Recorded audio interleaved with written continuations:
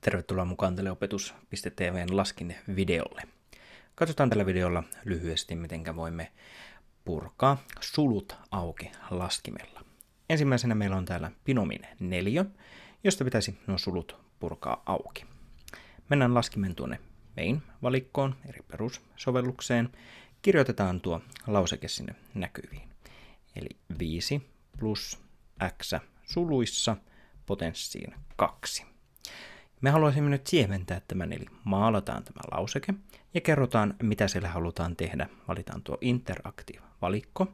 Sieltä Transformation on nämä muutokset, lausekkeen sieventämiset, ja Expand tarkoittaa sulkujen auki purkamista.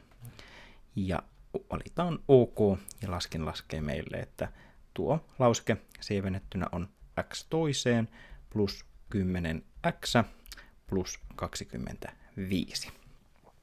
Laskimella voi toki purkaa auki monimutkaisempiakin sulkulausekkeita. Esimerkiksi tuossa kakkostehtävässä on nyt purettavana lauseke, jossa sulkeen sisällä on osamäärä p plus 1 jaettuna 2.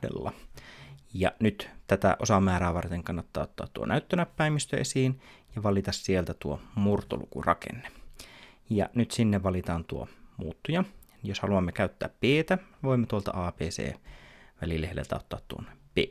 Ja p plus 1 jaettuna 2 ja sulku kiinni ja potenssiin 2.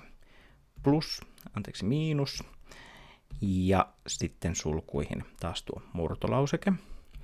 Ja sinne murtolausekkeeseen nyt muuttujana voimme taas käyttää tuota p:tä eli p miinus 1 ja jakajana 2 ja sulkulauseke kiinni ja potenssiin 2. Ja kerrotaan, että tämä lauseke halutaan sieventää, niin että sulut puretaan auki, eli Interactive, muunnokset Transformation ja Expand pura sulut auki. Ja saamme, että kun tuo lauseke puretaan sulut auki, yhdistetään samanmuotoiset termit, niin sieltä jää tulokseksi pelkästään p. Näin saat näpärästi purettua sulkuja laskimella auki. Nimeni on Paavo Heiskanen ja katsoit opetus.tv:n videota.